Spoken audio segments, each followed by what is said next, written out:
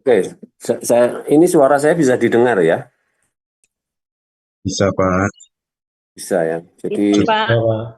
oke, minta maaf ini materinya belum bisa saya masukkan ke Zoom ini karena muter-muter terus ini.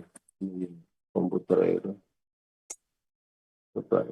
Saya jelaskan dulu saja sambil jalan, nanti kalau sudah bisa masuk, saya masukkan. Gitu. Ini bagian pertama, ini buku yang dipakai adalah bukunya ini ya. Bisa bisa. Nggak kelihatan, Pak. Ya, coba nanti uh, sudah saya fotokan, cuma lupa tadi saya kirim ya sama sama materinya. Nanti coba saya kirim sebentar. Nah, ini bab pertama itu bicara tentang teolog sebagai orang yang penuh perhatian. Ya.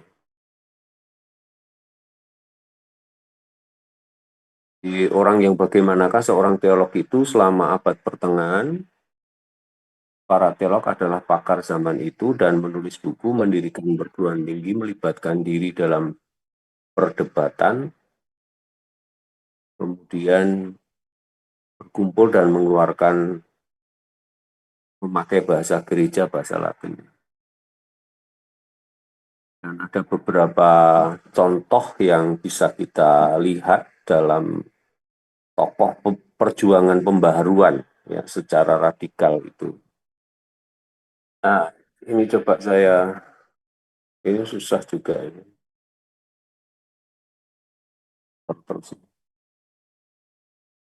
Nah, beberapa tokoh itu ini tokoh pembaruan ya, yang secara radikal menentang tradisi gereja dan masyarakat ya.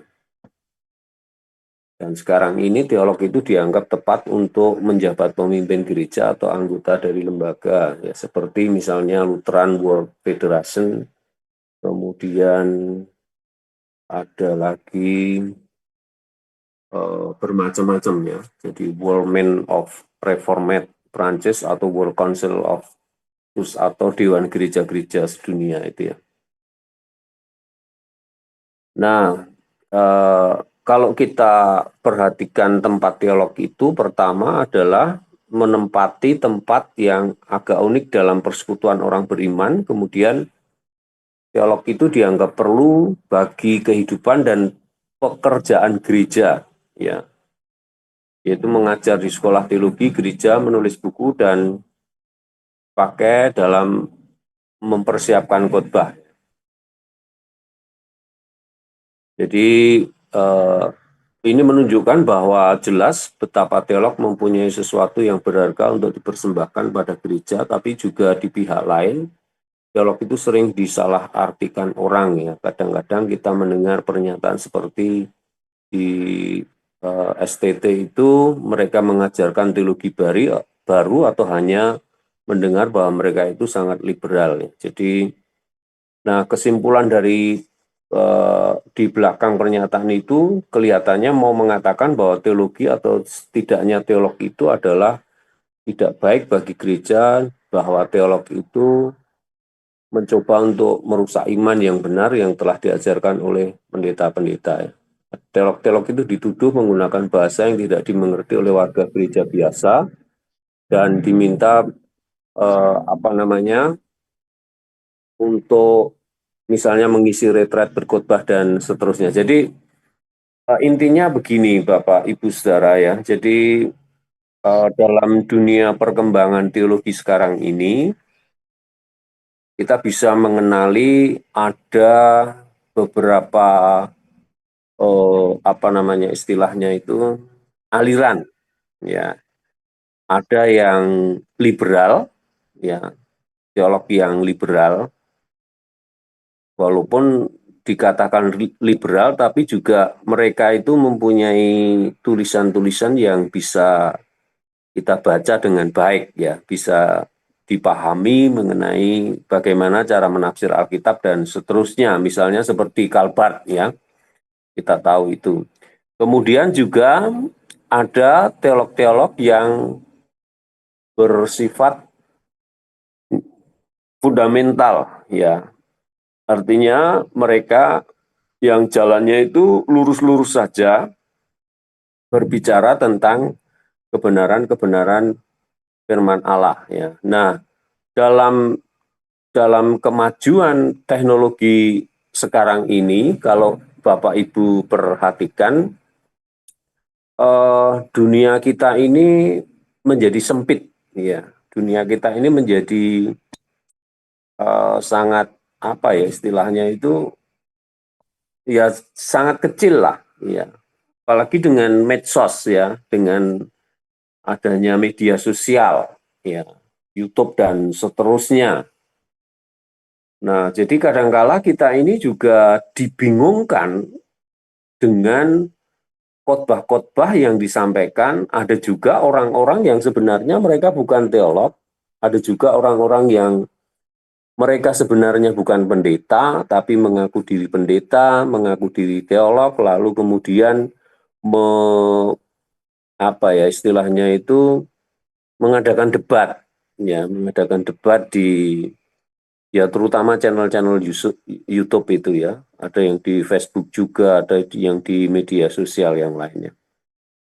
Nah, saya juga kadang-kala mendengarkan mereka, tetapi kalau saya mendengar itu kadang-kala saya hanya tertawa sendiri saja, ya. Karena dasar-dasar yang mereka gunakan itu, ya, kadang-kala bukan firman Tuhan.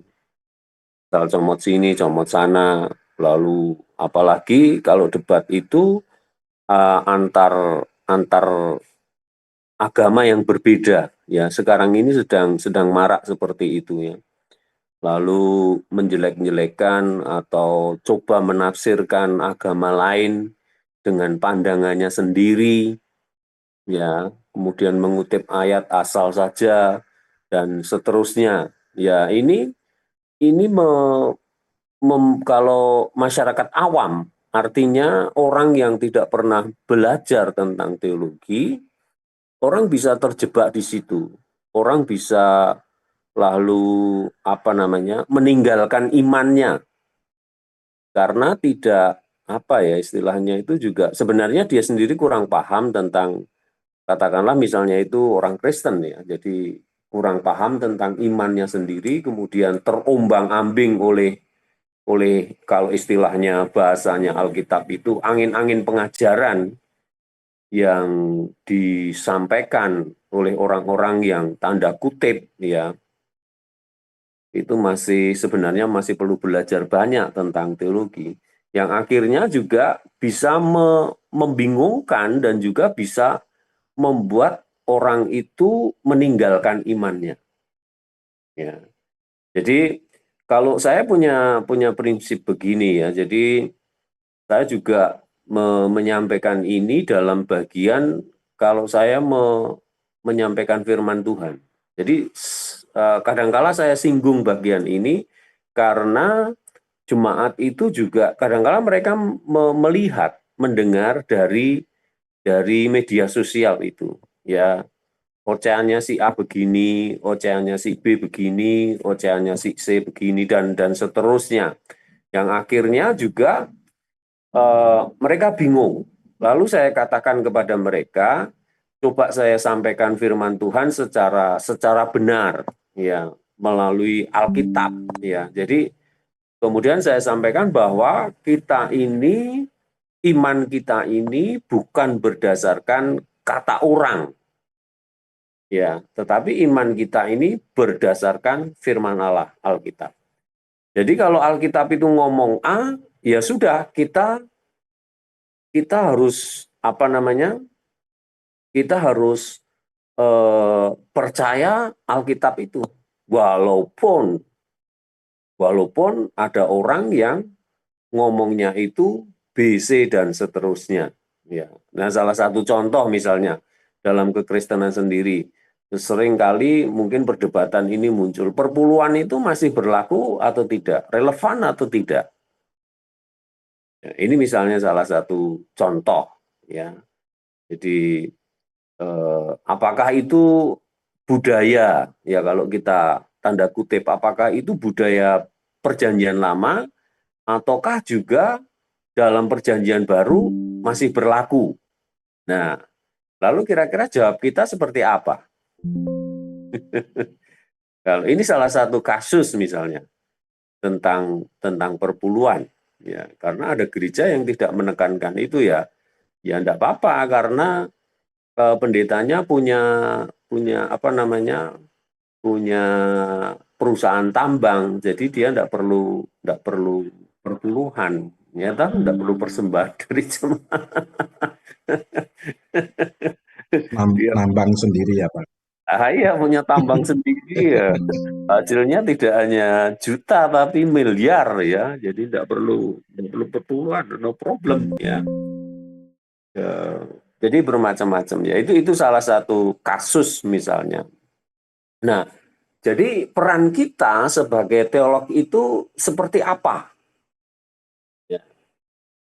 Jadi kita ini harus apa namanya bersikap seperti apa. Nah, dalam bagian yang kita pelajari ini ada 4 bidang yang berbeda yang timbul dari 4 macam masyarakat yang harus menjadi perhatian, di mana di dalamnya seorang teolog itu menemukan dirinya.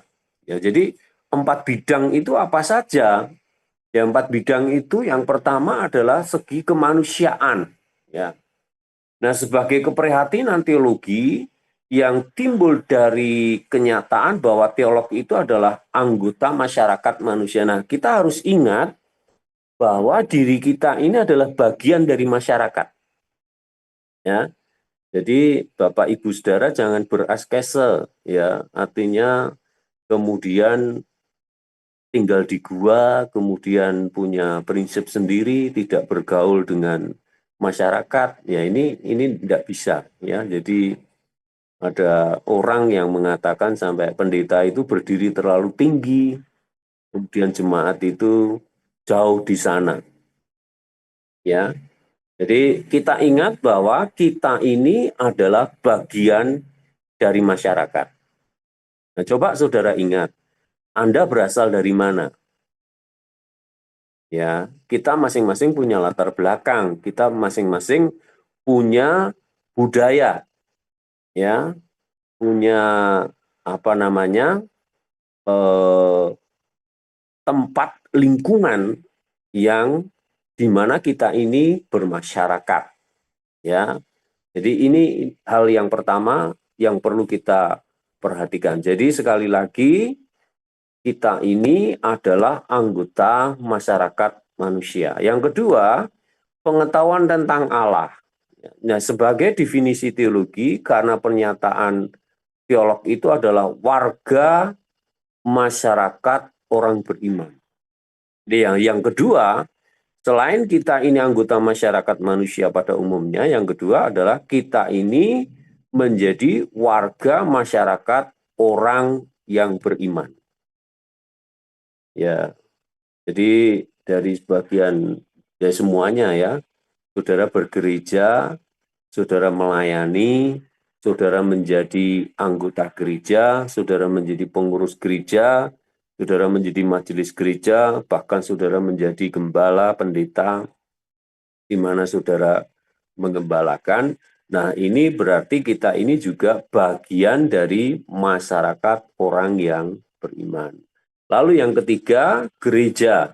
Gereja sebagai konteks teologi, sebab teolog itu adalah juga anggota persekutuan Kristen.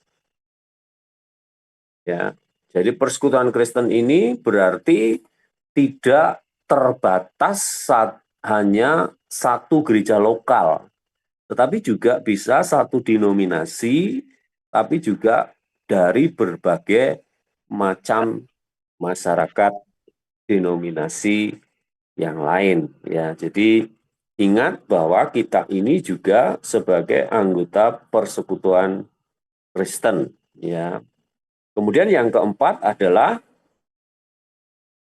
pencarian kebenaran sebagai tugas teologi yang timbul dari kenyataan bahwa teolog itu termasuk golongan masyarakat yang belajar. Jadi ingat bahwa saudara itu adalah orang-orang yang terbelajar. orang-orang yang mendedikasikan diri untuk belajar terutama tentang firman Allah. Ya, jadi tentu saja ada hal-hal yang berbeda dengan kita sebagai anggota masyarakat biasa, di mana kita hidup berhubungan dengan masyarakat sekitar, kemudian juga kita ini menjadi warga daripada masyarakat orang beriman, tapi juga kita ini anggota persekutuan orang Kristen, tapi juga kita ini termasuk golongan masyarakat yang belajar, karena tidak semua masyarakat itu belajar seperti kita belajar. Ya. Jadi ada 4 bidang ini yang berbeda dalam masyarakat, ya. Dan ini harus menjadi satu perhatian yang perlu kita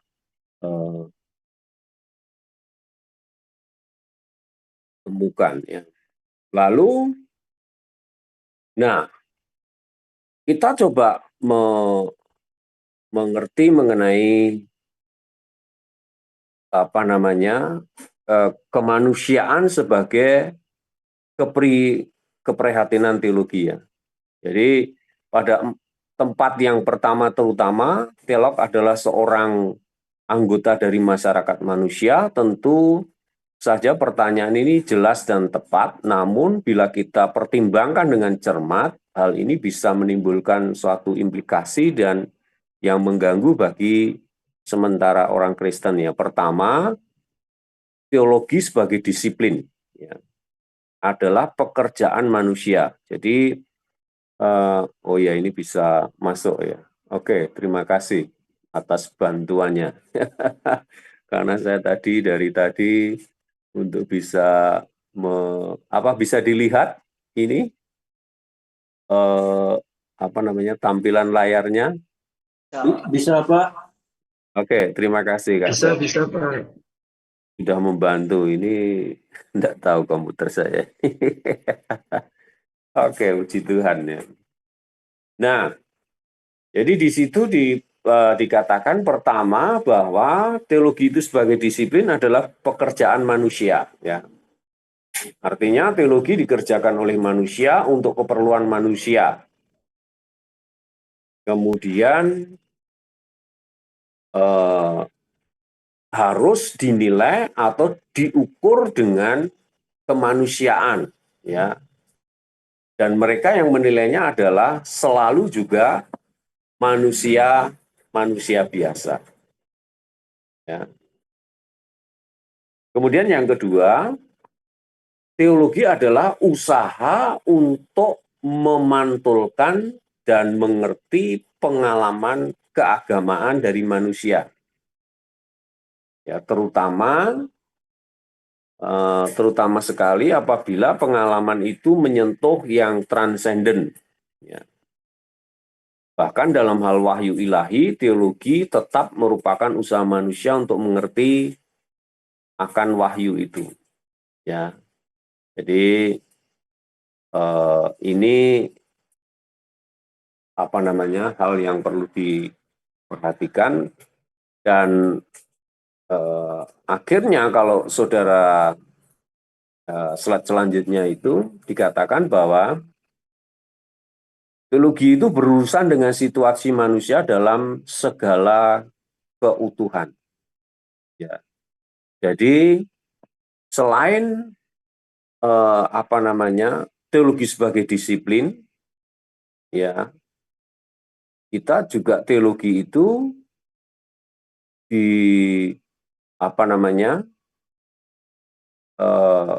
berbicara mengenai hubungan kita dengan Allah, sebenarnya begitu ya.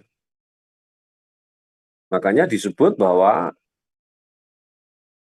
teologi itu berurusan dengan situasi manusia secara keutuhan. Jadi secara mudahnya itu bisa jasmani juga bisa rohani. Ya. Nah, situasi yang harus disadari dikatakan bahwa oleh teologi ialah penafsiran yang kreatif mengenai eksistensi.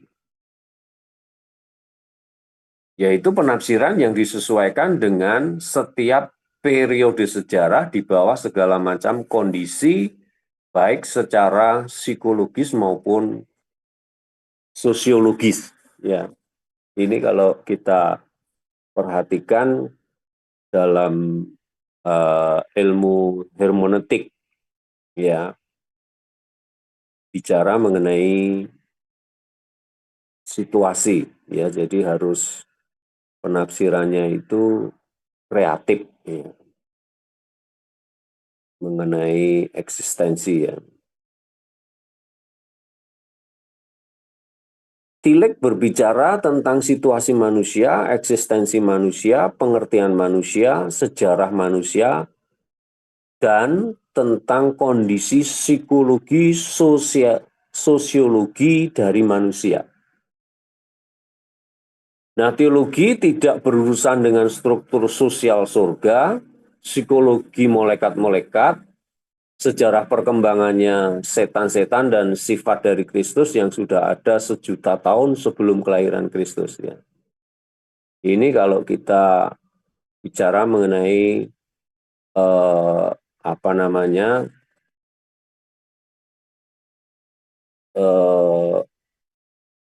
psikologi dan sosiologi dari manusia. Ya. Nah, kemudian keimanan kepada Allah telah membuat mereka mempunyai pandangan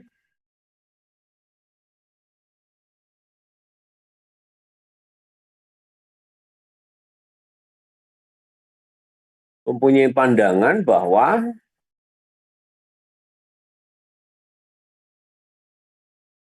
subjektif untuk mempelajari agama secara perspektif. Ya. Nanti saya jelaskan di bagian belakangnya.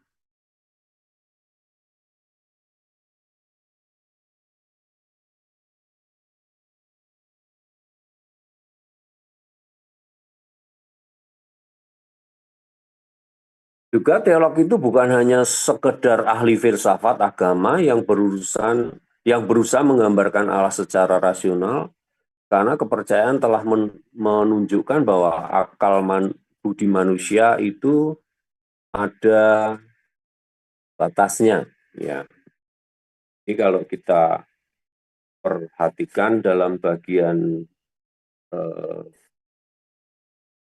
mengenai penafsirannya. Ya. Nah, kemudian kita maju sedikit mengenai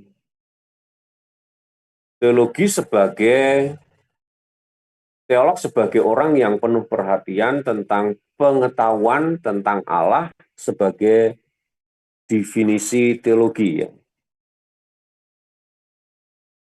Jadi kalau kita kembali ke atas tadi, bahwa teolog adalah anggota masyarakat yang percaya, karena itu ia memulai dengan memperteguh keyakinannya, dan keyakinan ini pertama-tama menasdaskan bahwa alam semesta ini adalah kosmos keteraturan, bukan chaos kekacauan.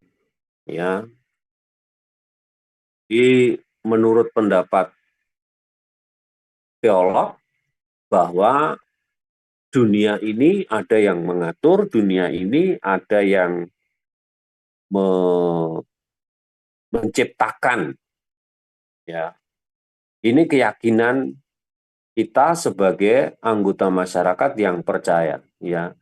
Jadi dengan iman bahwa seperti kata Alkitab dalam Kejadian pasal 1 ayat 1 itu menjelaskan bahwa pada mulanya Allah menciptakan langit dan bumi. Ya, jadi langit dan bumi itu bukan seperti yang disampaikan oleh teori evolusi, tetapi Allah yang menciptakan. Nah, kemudian selanjutnya kepercayaan ini yang dikokohkan oleh teolog untuk mencakup paham mengenai pribadi yang kita sebut sebagai Allah.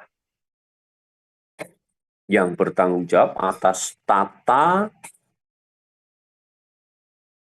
keteraturan yang kita temukan dalam alam semesta. Jadi sekali lagi kalau kita bicara mengenai penciptaan dalam pasal 1, pasal 2 kitab Kejadian, kita bisa mengerti ada satu pribadi yang bertanggung jawab. Jadi Allah itu bukan seperti orang yang membuat jam, ya. Kalau orang yang membuat jam itu dia eh, apa namanya membuat, kemudian sesudah selesai jam yang dia bikin itu atau arloji yang dia bikin itu, lalu dia tinggalkan. Tapi Allah tidak seperti itu, ya. Allah tetap campur tangan, Allah tetap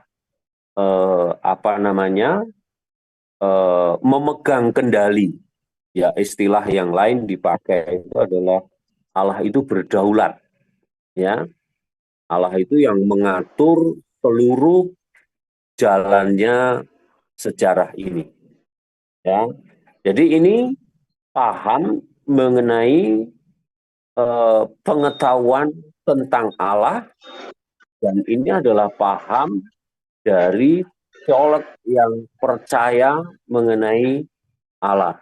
Dan tentu saja kalau kita bicara teolog di sini, tentu saja ini adalah para teolog orang Kristen, ya, bukan teolog di luar Kristen, ya. Kemudian ada banyak definisi yang tepat tentang Allah, ya. Saya tidak akan membahas bagian ini karena ini sudah ada apa namanya, ada mata kuliah yang lain, ya. Namun bagaimanapun dia itu semua tidak didasarkan atas definisi teologi pengetahuan tentang Allah atau percakapan mengenal Allah akan mengokohkan kepercayaan padanya pribadi yang disebut Allah itu, ya. Jadi pemikiran teologis hanya akan bisa bernafas dalam suasana dialog dengan Allah. Oleh karena itu, teolog mulai dengan kepercayaan kepada Allah dan alam semesta yang teratur, ya. Alam semesta yang teratur dan penuh makna. Ini maksud daripada kalau kita bicara tentang bagaimana mengenal Allah, ya.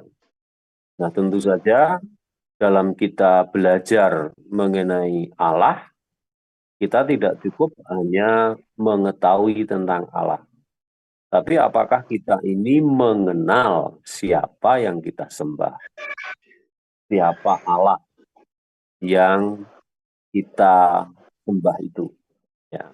Jadi pengenalan kepada Allah itu sangat penting dalam kehidupan kita, ya, dalam kita sebagai masyarakat yang percaya. Nah, kemudian kita harus mengerti bahwa teolog adalah juga anggota masyarakat di luar gereja Kristen. Nah, jadi kalau tadi disampaikan sebagai orang yang percaya, tapi juga kita sebagai teolog itu menjadi anggota masyarakat di luar gereja. Karena itu juga harus berbicara tentang kebutuhan yang muncul dalam masyarakat lainnya. Dan itu adalah teologi dan juga bentuk kesaksian, ya. Jadi ini makanya kalau kita membaca dalam Matius pasal 5 itu ayat 13 sampai 16 itu Yesus mengajarkan kepada kita, kamu adalah terang dunia. Kamu adalah garam dunia. Ya.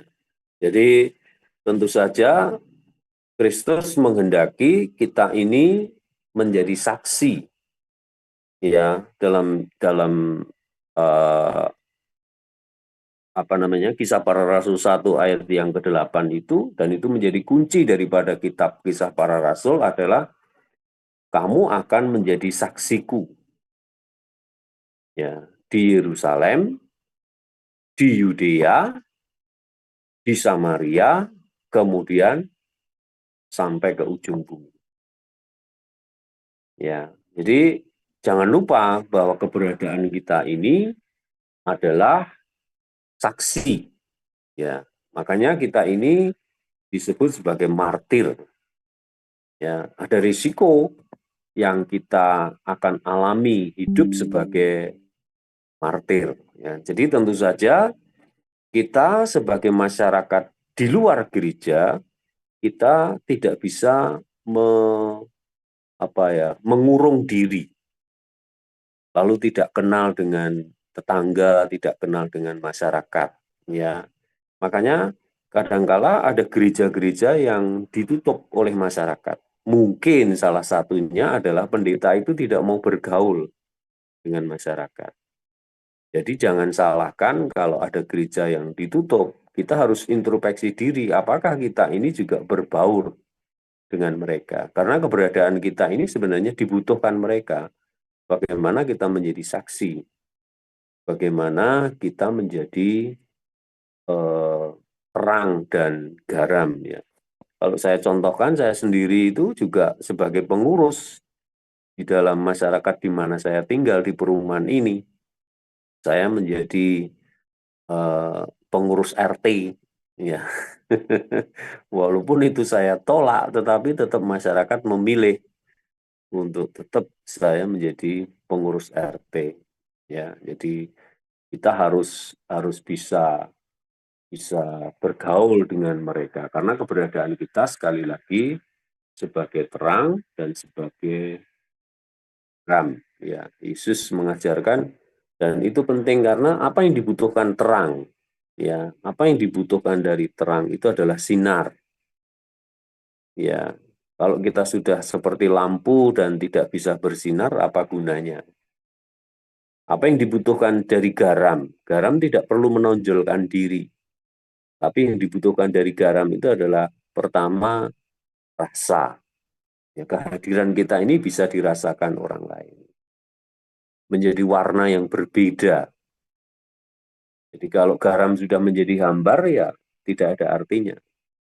Garam tidak hanya sebagai penyedap, pemberi rasa, tapi juga garam itu menjadi pengawet. Ya. Contohnya adalah ikan itu kalau diasinkan, dia akan menjadi awet. Tapi juga garam itu sebagai obat. Ya. Kalau orang kekurangan garam yodium, dia akan kena gondok. Ya. Jadi, nah ini menjadi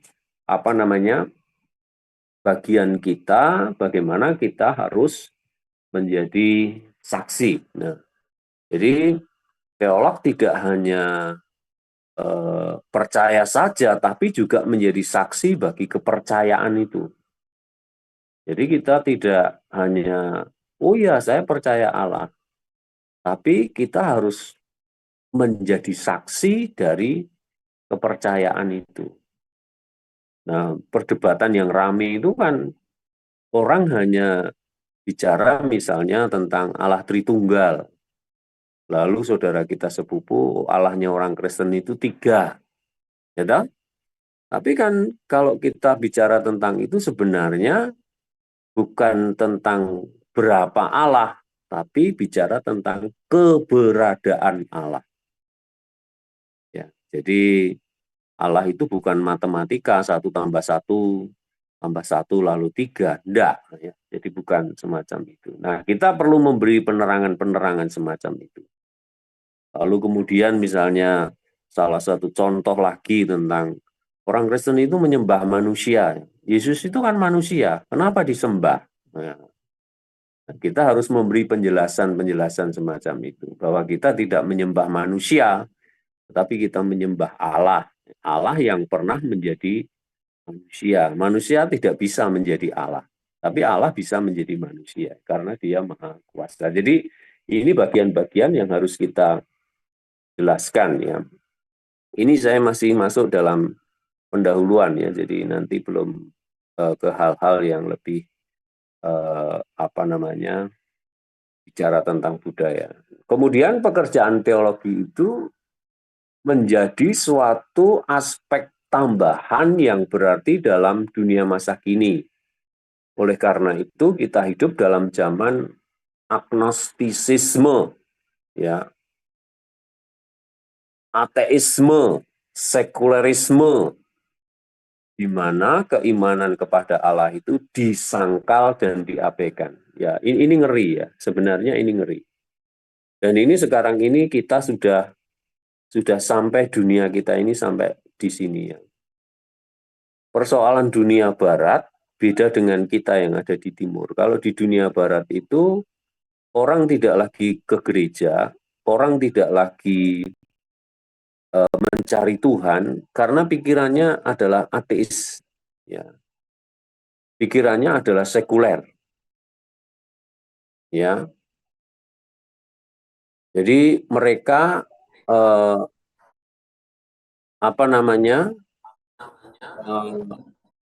seperti yang terjadi sekarang ini. Di misalnya kalau kita perhatikan di Inggris katakanlah ya, mungkin Bapak Ibu Saudara juga melihat demo-demo yang sangat luar biasa ya, sampai mereka menyatakan untuk bagaimana mendeportasi imigran-imigran dari Timur Tengah. Ya, karena di Eropa itu memang sudah hijau sekarang ini. Ya, dan itu seperti pernyataan Saddam Hussein beberapa tahun yang lalu, untuk menghijaukan Eropa itu tidak perlu bom atom, tidak perlu nuklir, ya, tapi cukup membawa orang-orang Timur Tengah itu ke sana, kemudian mereka punya istri, punya anak-anak, dan itu akhirnya mereka hijau. Ya, jadi saya senang juga tadi ada yang pengen punya anak 12, pengen punya anak 11, ya itu luar biasa ya. Jadi coba saudara sepupu kita itu ya ada berapa anaknya? Kita orang Kristen paling-paling punya anak maksimal hanya 3. Mereka minimal 6, 7, ada yang 11. Ya, jadi pertambahannya secara eh, kuantitas itu mereka cepat sekali, dan itu terjadi di Eropa, ya, terjadi di Eropa. Ya, orang-orang Eropa tidak suka dengan anak yang banyak, tapi mereka sukanya pelihara kucing, ya, pelihara anjing, lalu mereka kasih nama, dimasukkan dalam, kalau di sini termasuk dalam KK, ya toh, punya sertifikat dan seterusnya. Jadi itu yang menjadi persoalan-persoalan sekarang ini. Makanya mereka menjadi sekuler, menjadi ateis, ya. Nah, jadi jangan salahkan mereka, tetapi juga kita. Nah, ini loh persoalannya. Apakah kita ini sudah menjadi saksi? Ya, ataukah kita ini dulu pada zaman apartheid di dunia Eropa itu, kalau mengapa si Mahatma Gandhi itu sebenarnya hampir menjadi orang Kristen waktu beliau sekolah di Inggris. Ya, dia senang dengan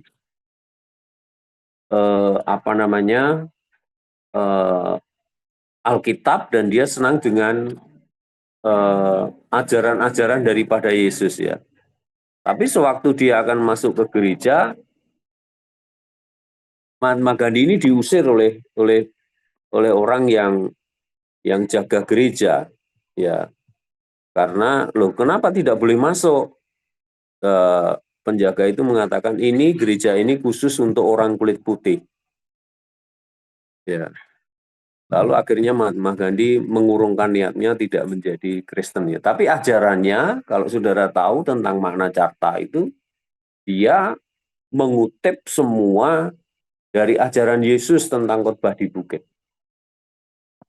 Ya. Ini menjadi warning bagi kita. Makanya kita ini jangan memandang kulit, ya, jangan memandang warna, ras, golongan, ya, karena Yesus itu mengasihi semua.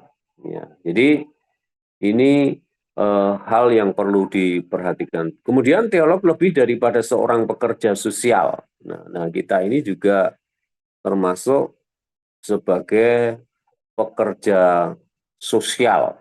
Ya, mungkin di antara saudara ada yang, apakah ada yang melakukan pekerjaan di panti sosial, misalnya apa namanya, di panti werdo atau panti jompo, ya, atau juga ada yang bekerja di rumah sakit, ya, atau saudara pelayanan di penjara, ada yang pelayanan di penjara, di lapas-lapas, ya, ya.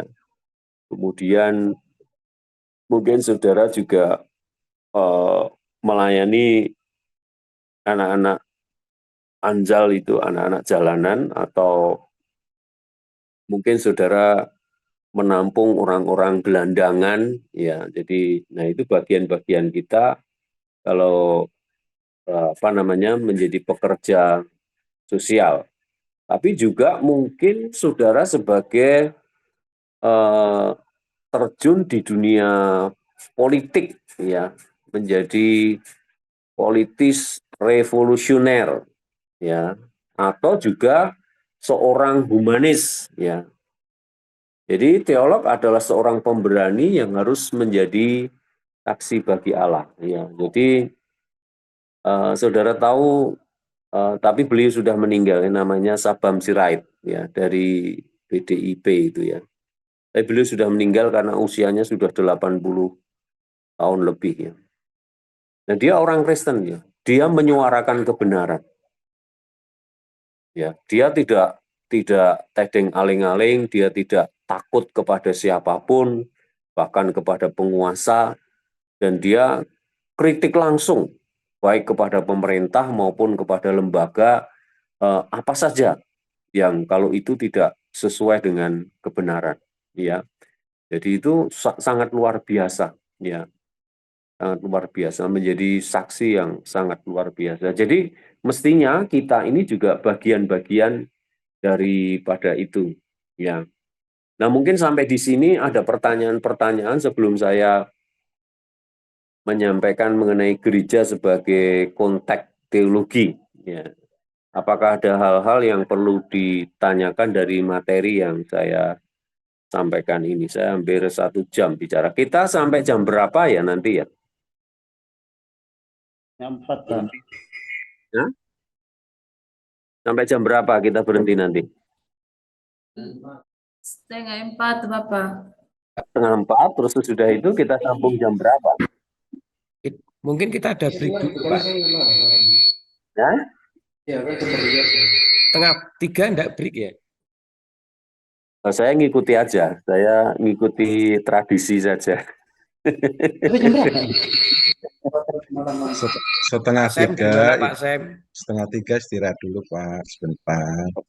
Jam Oh, 3 mulai lagi sampai jam 4 atau setengah oh, 5 setengah 5 itu sudah itu. selesai. Selesai Pak.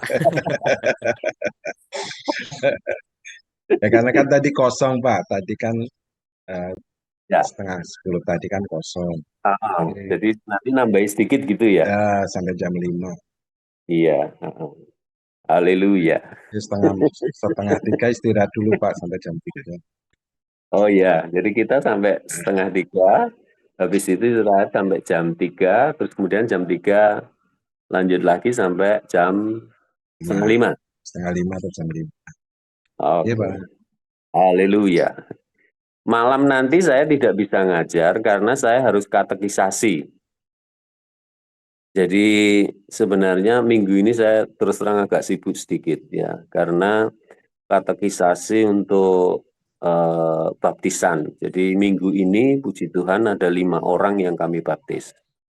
Dan itu besok Sabtu. Puji Tuhan. Ya, besok Sabtu saya baptiskan mereka. Ada yang dari Katolik, ya. Ada yang dari Katolik, tapi juga ada yang dari non-Kristen, ya. Ada yang dari non-Kristen. Amin. Tuhan bekerja, Pak. Iya. Haleluya. Haleluya. Haleluya, Pak. Tuhan Tuhan bekerja, bekerja, Tuhan bekerja, Tuhan bekerja, Tuhan bekerja. Haleluya, Tuhan bekerja. Mana Pak Firman punya suara sini tidak ada ini. Harus beli HP baru itu. Ada Ini musik, ada masalahnya orang. jam. Tadi Ini Kak, sudah makan ini ya? Kak Dawat. Mantap. Salam, salam. Saya, Assalamualaikum. Tadi sudah makan dan ini Saya jam mau bertanya, berapa? Pak. Oke. Tadi Bapak menyinggung tentang orang teologi liberal ya. Iya. Bagaimana ketika kita tahu orang itu liberal dan satu katakanlah kita lagi menulis jurnal dan kita mengutip dari tulisannya. Karena ada dosen kami pernah berbicara kalau orang liberal itu sudah tahu dia liberal, baru kita mengutip tulisannya akan terpengaruh dengan tulisan kita. Bagaimana menurut Bapak itu? Ada yang punya pendapat? Ada yang punya pendapat? Kita sebagai orang akademisi akan terpengaruh katanya. Bagaimana menurut Bapak itu, Pak? Sebenarnya terpengaruh atau tidak itu tergantung kita. Ya, tergantung kita. Ada, ya bagaimana ya, kadang-kala tulisan orang liberal itu lebih bagus daripada tulisan orang Injili. Ya, salah satu contoh misalnya kalau saudara baca tulisannya Karl Barth. Ya, pernah baca ya tulisannya Karl Barth itu? Banyak sudah bahasa Indonesia banyak. Dari buku-buku di perpustakaan sebenarnya tulisan liberal itu kalau dulu itu gampang ya membedakannya itu terbitan BPK, Balai Pustaka Kristen. Nah itu kebanyakan tulisannya liberal itu dulu. Tapi sekarang banyak juga tulisan dari BPK itu yang Injili. Ya, misalnya tulisannya si Barclay yang diterjemahkan itu. Misalnya tafsir Injil, Matius, Markus, dan seterusnya. Itu juga terbitan BPK.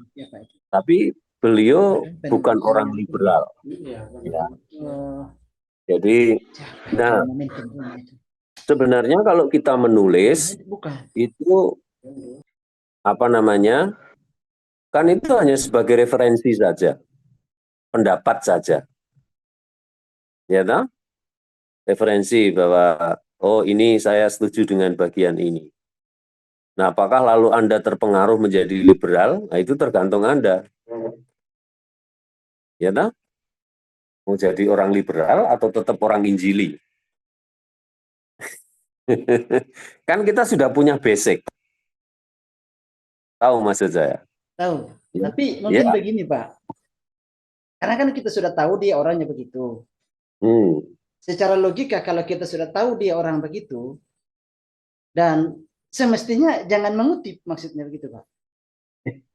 Dijelasin orang begitu, Pak. Saya tidak ngerti orang begitu itu apa, Pak. Kalau orangnya liberal gitu loh, Pak. Kalau dia kita sudah tahu dia liberal, ya ngapain lagi kita ngutip gitu loh, Pak. Ini cocok Kadawa sekolah ini. Ini apa lagi PhD lagi tambah nih.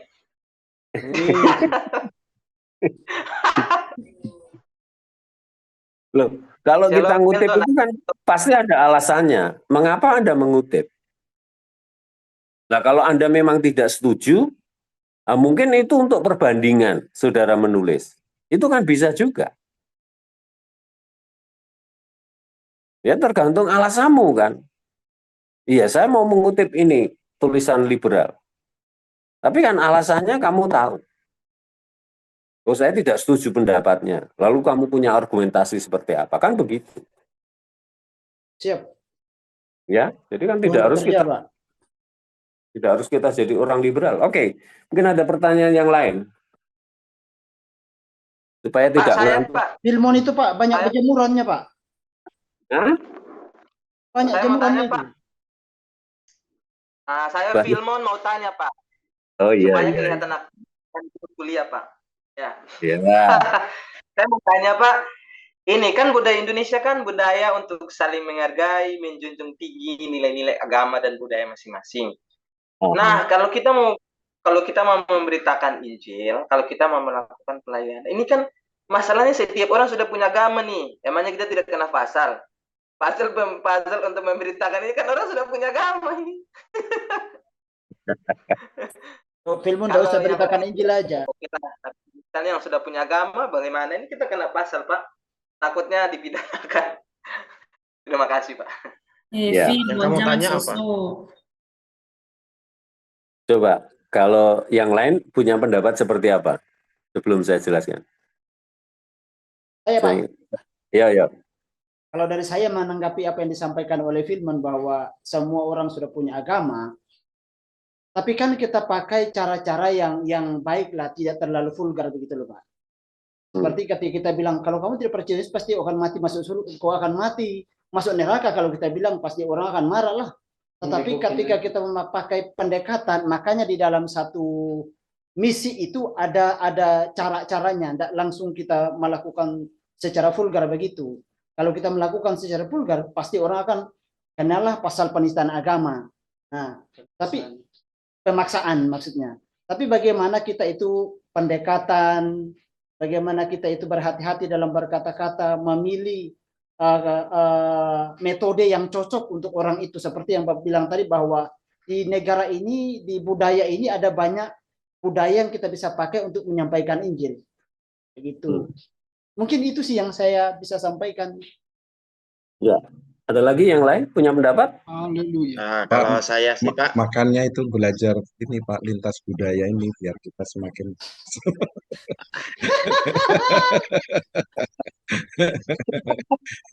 gitu Pak. Dengan belajar lintas budaya, ideologi lintas budaya, kita bisa itu menjawab apa yang Filmon Tansi tadi tanyakan. Ya. Ada kalau lagi? saya, Pak, saya tadi tertarik Nah. dengan kesaksian Bapak tadi. Wih, Ya, jadi pengurus RT lah yang bekerja yang terlibat lah di masyarakat. Terus ada lagi yang lain Ya, pendapatnya? dari saya Pak. Ya. Dari saya mau tambahkan lagi seperti tadi ada Pak Filmon ya. Pak Pendeta Filmon sampaikan bahwa kita kalau sampaikan Injil sedangkan orang itu sudah memiliki agama. Dan kita kalau sampaikan Injil kita akan kena pasal. Sebenarnya kita kalau terpaku dengan Injil itu sendiri, kita akan susah. Tapi bagaimana caranya kalau kita tidak bisa sampaikan melalui perkataan kita atau mulut kita ya, dengan gaya hidup kita. Mungkin dengan gaya hidup kita di mana tempat kita ada di situ. Sehingga orang itu bisa cari tahu latar belakang kita seperti apa. Rohani kita seperti apa. Kita agama apa begitu. Akhirnya dari pendekatan seperti itu akhirnya kita bisa masuk Injil. Kalau kita lebih fokus ke Injil, ya tentunya kita akan sulit. Tapi bagaimana kita bangun sosial kita, hubungan kita dengan masyarakat, terlibat dalam kegiatan-kegiatan yang ada di masyarakat atau di RT tertentu tempat di mana kita ada, begitu, Pak. Ada yang lain yang masih Pak. mau nambahin? Pak, kadangkala kita itu Ya, Pak. anak-anak Tuhan tidak menjadi terang dan garam, Pak. Eksklusif Pak, cenderung Pak. Sehingga hadiran kita tidak jadi berkat. Gimana kita mau bisa mewartakan Injil sedangkan kita sendiri kehadirannya tidak dinanti-nantikan, kita menjaga jarak, kita tertutup, gereja itu seakan-akan paling benar. Nah, sehingga itu akhirnya kita di tengah-tengah masyarakat pun ditolak. Baru kelihatan, wah, apalagi titelnya sudah pendeta gitu, wah, sudah langsung dijauhi Pak. MTH lagi ya. Ya, ya Pak, pengalaman yang saya hadapi kan begitu Pak. Di tengah-tengah masyarakat kan kadang kita, bagaimana kehadiran kita, apakah ditunggu banyak orang atau justru diabaikan. Ya saya bersyukur ketika kita bisa diterima di masyarakat, kita bisa kenal dengan orang-orang di kepolisian, orang NU, itu kan kita kadang diundang, kita disuruh hadir. Nah itulah pintunya kita, sekalipun kita tidak langsung untuk bisa berbicara langsung dengan memberitakan Injil kepada mereka. Tapi paling tidak kita sudah diterima itu di masyarakat, itu sudah poin yang biasa. Kan itu Pak, terima kasih. Ya, Ya, saya Mungkin saya setuju boleh dengan Pak tambahi, Pak. Yohanes, Pak. Pak Yohanes, karena memang kita harus berbaur yang seperti Pak Paulus dengan kesaksiannya. Dan memang pengalaman juga terjadi di tempat kami. Ada seorang pendeta yang tidak pernah mengikuti kegiatan-kegiatan di warga. Terus kemudian setiap ada yang meninggal, kita biasanya harus ikut, ada apa istilahnya itu, ada tahlilan. Kita ikut, hadir. Nah, tetapi beliau tidak pernah hadir dan sampai ada tokoh masyarakat kadusnya bilang gini, apa mau diusir dari kampung ini? Nah, artinya begini, memang sangat penting bagi kita sebagai hamba Tuhan, memang kalau melihat ajaran yang terbaik di bumi di sorga, yaitu Yesus Kristus, satu-satunya jalan keselamatan, tidak ada yang lain. Nah, sehingga untuk itu kita memberitakan Injil, ya kita harus berbaur yang seperti bilang Pak Yohanes dan seperti Pak Paulus bilang tadi, kita harus berbaur di masyarakat, tidak hanya berkurung di dalam menjadi pendoa syafaat di dalam rumah, tetapi kita harus berbaur dengan masyarakat supaya dengan kehidupan kita menjadi garam dan terang sesuai dengan apa yang dikatakan Yesus Kristus bagi kita. Pemberitaan Injil bukan hanya kita berbicara tentang Injil, tetapi dari bilang Pak Yoram tadi, karakter kita, sikap kita, pembicaraan kita, sehingga Ahmad Gandhi tidak jadi Kristen karena gereja menutup diri, tidak menerima. Nah, itu sangat penting bagi kita. Ya, saya rasa ketika dengan kehidupan kita, tentu ada orang berkata, kok kamu hidupnya seperti itu ya, kok baik sekali. Nah, kita bisa masuk Injil untuk itu. Tidak harus kita memaksa orang untuk percaya Yesus Kristus. Saya rasa begitu, Pak. Terima kasih, Pak. Ya, terima kasih. Ada lagi, satu lagi mungkin? Ya, saya Pak, coba Pak. Oke, Pak Andreas. Ya. Kesimpulan Ya. dari Profesor, Pak. Ya, jadi kalau kita bicara tentang memberitakan Injil itu kan sebenarnya kita harus membedakan kalau mungkin menghakimi pengajaran mereka mungkin itu yang akan kena pasal ya. Tapi kalau memberitakan Injil itu kan kita kan memberitakan kabar baik. Nah, yang paling simpel sekali, yang paling sederhana sekali itu adalah ketika kita itu, yang ini pengalaman saya aja ya, mungkin pengalaman hamba-hamba Tuhan juga yang lain. Nah, ketika kita itu sedang misalkan dalam ibadah pemakaman, ibadah kematian, itu kan sebenarnya secara tidak langsung itu kan kita itu memberitakan keselamatan di dalam Yesus Kristus, dan itu kan yang mendengar itu kan para pekabut yang hadir itu kan justru kita secara tidak langsung sudah memberitakan keselamatan, kabar baik kepada mereka bahwa di dalam Yesus Kristus itu ada jaminan keselamatan. Atau itu sampai hari ini kan tidak ada yang mempermasalahkan ketika kita memberitakan Injil yang seperti itu. Jadi menurut saya memberitakan Injil itu ya tentunya dengan cara-cara seperti itu tidak akan pernah dipermasalahkan, kecuali ketika kita kemudian menghakimi bahwa oh kalau tidak percaya seperti kamu nanti tidak ada keselamatan dan sebagainya, mungkin itu akan kena pasal seperti yang pengalaman-pengalaman. Mungkin itu Pak, jadi kalau memberitakan Injil itu tidak harus selalu pemikiran kita datang kepada orang secara pribadi langsung menyampaikan Injil kalau kamu mau selamat dan sebagainya, tapi ada hal-hal yang praktis yang sebenarnya itu sudah bagian dari pemberitaan Injil dan itu tidak kena pasal gitu Pak. Mungkin itu saja Pak. Ya, Pak Eko. Oke, ada lagi? Saya Pak, saya mau bertanya Pak. Iya, biar kelihatan aktif, tanyalah. Mukanya enggak kelihatan itu. Saya mau bertanya, ini sesuai dengan materi, bukan sembarang bertanya. Jangan bertanya dulu, masih ada itu, mau ada tanggapan pertanyaan si Filimon tadi. Masih ada depan, Pak. Pak, itu pertanyaan Filimon itu tidak masuk akal Pak, jadi saya mau bertanya saja. Sebelum Pak Jimmy tutup. Jangan-jangan karena Priska ditolak tadi malam kayaknya ini. Silakan bertanya dulu. Baik, terima kasih Pak. Saya Shirley Pak yang mau bertanya. Ya, seperti yang diam-diam Mbak. Buka mic-nya, apa kameranya itu. Seperti yang ini Bapak jelaskan tadi bahwa teologi itu juga berurusan dengan situasi manusia. Ya, kaitannya juga dengan psikologinya dan juga dengan sosialnya, Pak. Nah, tentu kalau manusia itu sudah tertanam dengan ajaran teologinya, tentu psikologi dan sosialnya itu kan akan terpengaruh juga seperti yang Bapak sampaikan. Nah, saya mau bertanya, bagaimana metode kita untuk bisa menata kembali psikologi atau sosial orang itu supaya ajaran teologisnya itu benar berdasarkan firman, Pak. Terima kasih. Oke, saya coba menjelaskan yang tadi dulu ya, yang Mas apa tadi tentang penginjilan, ya, Filmon. ya Filemon. Ya, Pak, saya mungkin duluan, Pak. Nah, Izin. Filmon. Soalnya ini bidang-bidang saya nih. Baik, kalau mungkin saya ya sedikit penjelasan. Sedikit kalau misalnya dari saya pribadi saya, apa-apa jangan senyum-senyum dulu, Pak. Saya tidak mampu untuk menjawab. Oke, mungkin kalau dari saya, ya yang pertama kan mungkin kalau yang saya pakai ya itu pendekatan toh, kita pendekatan. Masa dari ini kita langsung gas atau untuk meminta dia untuk ubah pola pikir, pola pemahamannya itu kan ini. Kita harus pendekatan melalui doktrin kita atau misalnya kalau yang pelayanan di tempat kita harus kita berikan bahwa doktrin kita itu apa, yang harus begini-begini kan setiap doktrin itu beda-beda.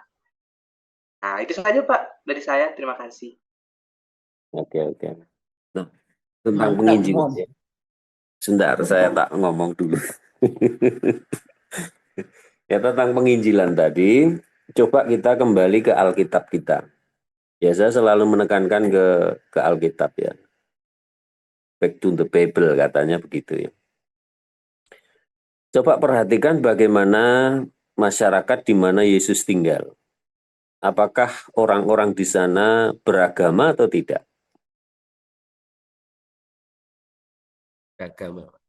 Beragama. Apa agama mereka? Yahudi, Pak. Yahudi. Ya, Yudaisme. Tapi bagaimana Yesus bisa masuk menginjili mereka? Dan bagaimana Yesus bisa menarik perhatian mereka? Yesus tidak memberitakan agama loh. Betul enggak? Betul. Ya, ya, jadi kita harus ingat di situ. Misi kita ini bukan untuk membawa agama, bukan itu. Ya. Setuju, Pak. Bukan itu. Ya. Jadi jadi kita harus mengerti pertama adalah posisi kita ini sebagai apa. Ya, kalau kita ini dan kita memang harus memberitakan Injil karena itu perintah Tuhan. Ya. Perintah Tuhan. Nah, di dalam masyarakat Indonesia itu walaupun KTP-nya itu si A agamanya ini, si B agamanya ini dan seterusnya, tapi kan banyak orang yang tanda kutip itu sebenarnya istilah yang dipakai itu kalau orang Jawa bilang itu abangan, tahu abangan. Artinya dia menjalankan agamanya itu ya tidak menjalankan, hanya sebatas KTP saja. Jadi kalau ditanya tentang agamanya juga belum tentu dia ngerti. Itu sama, ini minta maaf seperti misalnya ini ada kaitannya dengan tadi pertanyaan yang kedua itu. Saya pernah sampai di Papua sana. Saya pernah menginjili sampai di Papua sana. Dan saya membawa waktu itu tahun 2010, ada 10 mahasiswa yang saya bawa ke sana. Dari Sentani ke Abipura, sampai ke Jayapura, kemudian kami masuk dari Jayapura itu 120 kilo, jadi Jogja Semarang, itu ke daerah Besum namanya. Dan sekarang ada anak atau ada mahasiswa yang melanjutkan pelayanan itu dan berdiri sebuah gereja di sana. Apa yang kami rintis itu. Dimenangkan dua keluarga, 3 keluarga kami menangkan waktu itu. Ya. Nah, tentu saja kalau kita melihat bagian ini, kita tidak mensiarkan agama. Ingat ya, kita tidak mensiarkan agama. Tapi kita memberitakan kabar baik. Nah, itulah yang disebut dengan Injil. Ya. Dan itulah keperluan manusia. Ya. Nah, kalau orang sudah mau membuka hati untuk bagian itu, nah orang bisa dengan sendirinya, ya kan, yang penting kan kita memberitakan. Nah, efek dari pemberitaan itu kan ada 2, menerima dan menolak. Ya, kalau menerima kita bimbing, kalau menolak ya sudah. Tapi yang penting kan kita ini memberitakan. Yesus hanya mengatakan beritakanlah. Nah, kemudian di Indonesia Timur, bagian Indonesia Timur. Bagian Indonesia Timur itu kalau saudara lihat juga orangnya beragama apa? Tanda kutip kan? Kristen, tanda kutip kan? KTP saja. Tapi apakah sungguh-sungguh mereka mengenal Tuhan? Ya, saya pernah ke Kupang, sampai ke Timur Leste, ya tahun 2010 itu. Saya pernah ke sana, sampai ketemu Sanana Gusmo. Waktu itu Natalan di sana. Saya separuh negara itu sudah saya kunjungi dari Dili sampai Los Valos. Ya. Saya ada beberapa murid di situ dan kami tanam dan ada gereja yang dilayani di sana. Ya. Jadi kalau kita perhatikan dalam bagian ini, nah inilah kesulitan yang terjadi dengan pertanyaan yang kedua tadi adalah bagaimana paradigma itu bisa diganti. Ya, tentang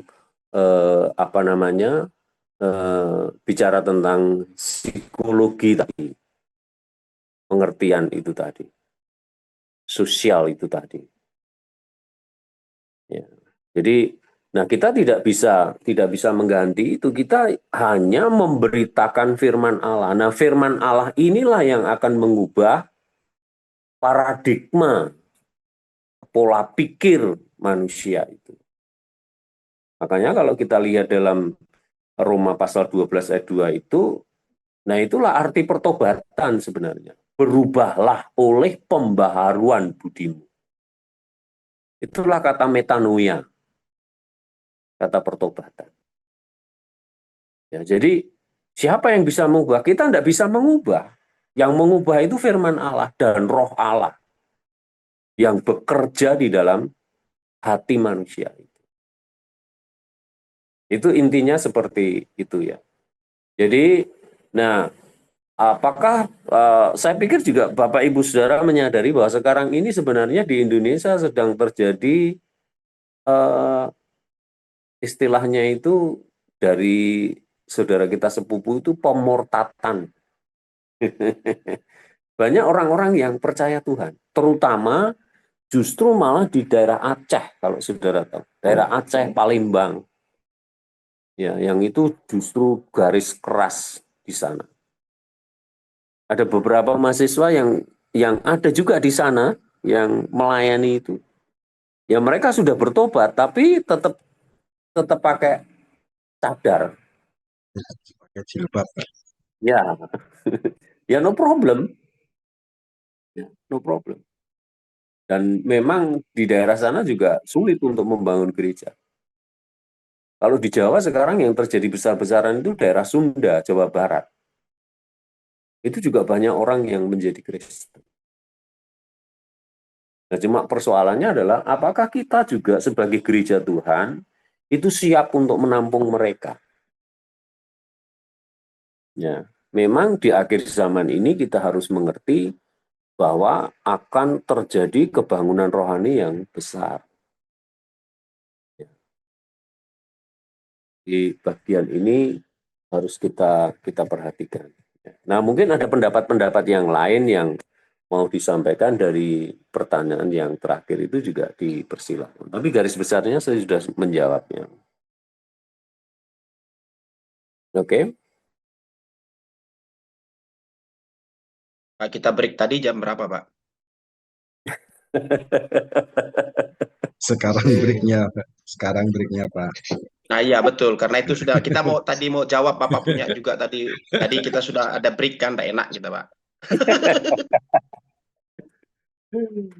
Mau break sekarang atau nanti? Saya ngikut aja. Pas sekarang Ya, ini Pak. sudah setengah. Oke, kita Sekarang setengah aja jam. Pak. Ya, kita break dulu Tiga aja nanti. Pak, baru break. Ya, oke. Terima kasih ya, dan berkati ya. Kasih, Nanti Pak. kita lanjut